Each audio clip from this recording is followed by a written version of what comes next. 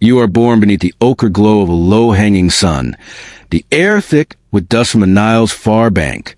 Your mother lies on a mat of reed and linen, her body trembling with exhaustion, her voice a thin whisper in the stillness. The courtyard smells of baked clay, stale incense, and the faint, bitter tang of salt from the river. You cry before you know the world, your tiny lungs protesting the heat and the weight of expectation pressing down even before your eyes open. Your father, the Pharaoh, does not see you. He walks past in golden sandals that echo on stone floors, his sandals whispering power, the faint clink of metal the only acknowledgement of his presence. You are his daughter, yet already invisible, a vessel for dynastic duty. The nurse presses you to her chest. Her rough hands smell of oils and sweat, the fingers bending your small limbs into shapes you will never understand. You are swaddled in linen, fine and scratchy, its fibers chafing the soft swell of your cheeks. You sense the whispers even now. Daughters are delicate, expendable, tokens for alliances. Your name is given, spoken once and then forgotten, lost in the corridor of women's quarters where your cries echo against painted walls that promise eternity but deliver constraint. You cannot walk. You cannot run. You can only lie, only cry, only wait. The temple bells ring far across the city, calling men to prayers and sacrifices you will never understand. Their clang vibrates through the stones, through the floor, through your bones. Each chime a reminder that your life is not yours, that the world outside your cradle will judge your worth by the blood you carry, by the alliances you can forge with your silence. Your mother's eyes, when she looks at you, are a mixture of fear and resignation. She presses a hand against your forehead, murmuring words that promise protection but hold no power. Your cradle rocks. The sun bleeds across the horizon, and already the palace feels vast, cavernous, indifferent. You are 4. The first tutor comes, an elderly priest with skin like papyrus and a voice sharp as flint. He instructs you in the gods' names, in their faces carved into stone, in the rituals that will bind you to their will. You are clumsy, your tongue large and untrained. The priest's hands strike the table. The echo is more terrifying than his voice. You learn that disobedience carries punishment, that even a mispronounced syllable will cost you dignity, comfort, perhaps warmth in the night. You are 8. The corridors of the palace stretch like a labyrinth. Servants scurry like insects, their whispers forming a soft, constant hum that reminds you of your insignificance. The priest is patient now, but only in the sense that death is patient, inevitable. You memorize the daily schedule, the rules that must never be broken. You learn to hide your small hands, your small body, beneath layers of linen, beneath layers of expectation. The courtyard, once a place of tentative exploration, now feels like a cage. Statues of gods gaze down at you, hollow-eyed, their polished surfaces reflecting heat and dust. You sense the power surrounding you and the emptiness beneath it. The pharaoh's attention is fleeting. You watch from the lattice, the gold and blue of his robes flashing like sunlight on water, a reflection you cannot reach. By 12, you know hunger in a different sense.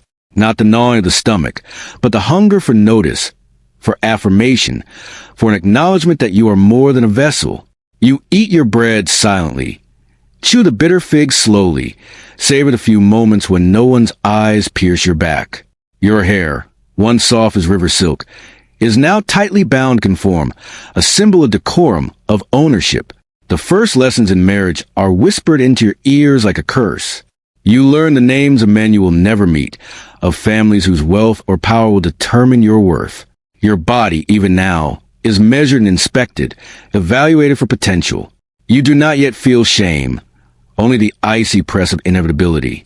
Your small fingers trace hieroglyphs on stone tablets, yet you know these symbols bind you more than they teach you.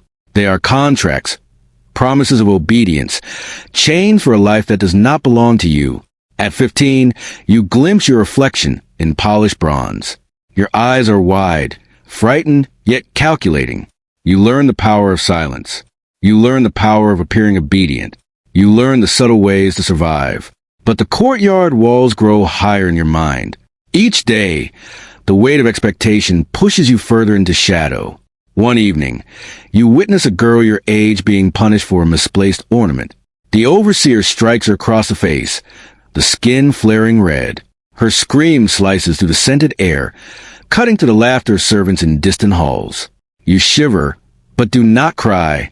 You learn that pain is not only physical. It is a language, and you are expected to understand it without complaint. The Nile's waters glint outside your window. You imagine falling into its embrace, washing away the restrictions of palace life. But the river is forbidden. The river is dangerous. The river does not belong to you. You belong to walls, to rules, to a system that has already claimed your soul. You close your eyes and taste the dust, the sweat, the faint copper of blood from someone else's punishment. Your body is growing, but your freedom is shrinking. Your childhood evaporates, leaving behind the hollow echo of whispered prayers and unshed tears. The sun sets. The lamps flicker. You hear footsteps that carry the weight of judgment, of power, of lives far greater than yours. You are small. You are nothing. And yet, you are the daughter of a pharaoh. You are 16. The temple doors loom before you, carved with faces that watch and judge. You enter, and the scent of incense curls around your skin, thick and choking. The priests move like shadows, gliding silently across stone floors. You are expected to know your place, to bow at the correct angles, to speak only when spoken to. You learn the songs of gods and kings. Your voice trembles, and the master corrects each note with a sharp strike of his palm. Your lips taste of resin and honey, your throat raw from repetition. You learn that obedience is louder than singing. You learn that compliance carries reward, fleeting and cold. You are 17. The rules solidify. You are assigned tasks that seem meaningless.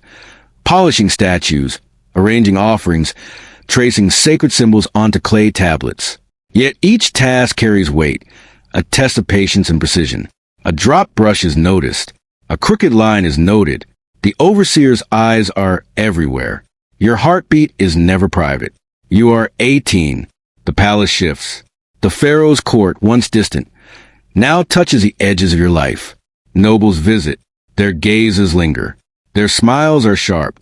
You learn the subtle politics of curtsying, of meeting eyes, of averting attention.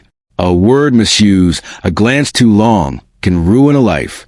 You observe others fall into ruin quietly, and your stomach knots with fear, not sympathy. You are 19. Your body is observed, measured, prepared for presentation. Silk drapes your skin, oils coat your hair, the scent of lotus clinging to your arms. You do not move freely. Each gesture is dictated by unseen hands, each smile a reflection of what is expected. You watch other girls enter the temple as novices, and you know they will emerge altered, molded by the system. You feel the weight of anticipation pressing against your ribs. The priests teach secrets, not a divinity, but a control. You learn how the pharaoh's power flows through gold, through fear, through the careful orchestration of loyalty. The priests whisper about loyalty, about sacrifice, about the fragility of life. You understand that every lesson is a chain, every ritual a shackle. You are 20. The first public test comes. You are summoned to perform in front of the court, reciting hymns with precision.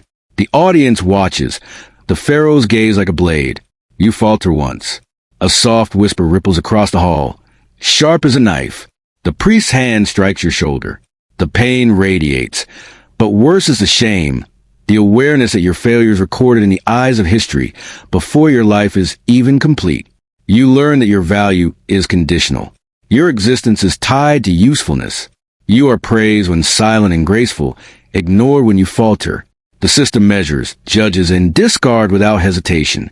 You memorize every nuance of behavior, every gesture that might appease or offend. You are a study in tension, in controlled restraint, in survival within a rigid hierarchy. You are 21. Punishments escalate.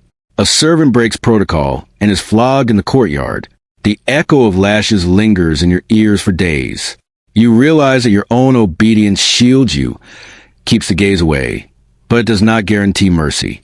You feel your body as a tool, a warning, a currency in a market you never chose. You are 22. The palace whispers carry betrayal. A cousin, favored by the pharaoh, is elevated. You watch her rise, your small accomplishments unnoticed, your lips pressed together. The taste of bitterness coats your tongue. You have learned patience, but now you understand resentment. The system is not blind. It is cruel, selective, deliberate. You are 23. The temple rituals deepen. Nights are spent in prayer, fasting, contemplation. The scent of incense and sweat thickening the air. Your body weakens under strain. Your mind tightens into a cage. You begin to understand the system fully. It thrives on fear, on expectation, on your compliance. Any defiance, no matter how slight, is crushed, not for justice, but for preservation of power. You are 24. The first major betrayal arrives. A trusted mentor, one who whispered comfort, who once offered guidance, aligns with another. Their betrayal is public, a demonstration of your insignificance. The Pharaoh observes in silence. The court whispers. Your stomach churns. You learn that even love within the system is transactional, that trust is a dangerous folly. You are 25. The palace corridors feel narrower. The walls seem to lean in. You feel the gaze of the young, the ambitious, the untested women who will replace you when your value fades. You walk among them, silent, a ghost. Your body still pleases, but your face, once fresh, shows the faintest lines. The overseers notice. You notice. You are 26. A public ceremony demands your compliance. You falter in a small ritual, your hand shaking. The priest corrects you harshly. The strike across your back loud in the hall. The Pharaoh's eyes are indifferent. You taste bile and dust. Humiliation settles over you like a heavy cloak. You learn that exposure, even momentary, is dangerous. It invites erasure. You are 27. The system no longer nurtures you. You are used up. Younger girls arrive, their cheeks untouched by the sun, their limbs supple and obedient. You are replaced subtly, invisibly. Gifts you once received are withheld. Invitations disappear. You feel the cold absence of favor, the icy slide of irrelevance. You are 30. Your body aches. The small injuries, ignored over decades, manifest as fatigue, weakness. You no longer move with the fluid grace demanded. You move with precision born of fear, not skill. You look into mirrors and see a girl who once dreamed, now hollowed by survival. You realize the system does not need heroes. It only needs compliance, obedience, and expendables. You are 35. Illness visits. No physician notices. No priest offers comfort. You sleep among linens once soft, now rough, smelling faintly of herbs and decay. Your body is failing and no one mourns. The younger cousins rise. You are forgotten in life, soon to be forgotten in death. You are 40. The palace watches you fade. You eat sparingly, move carefully, speak rarely.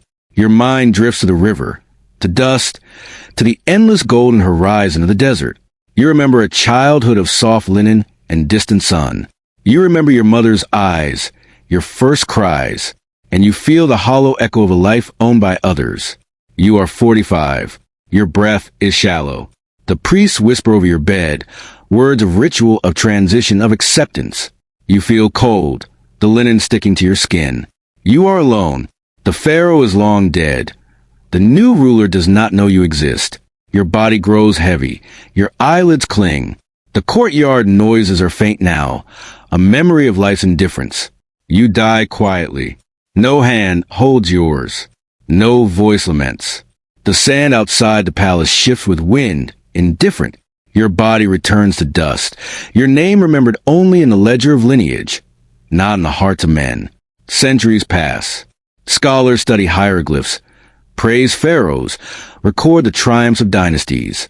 The corridors of power are immortalized, the rulers glorified.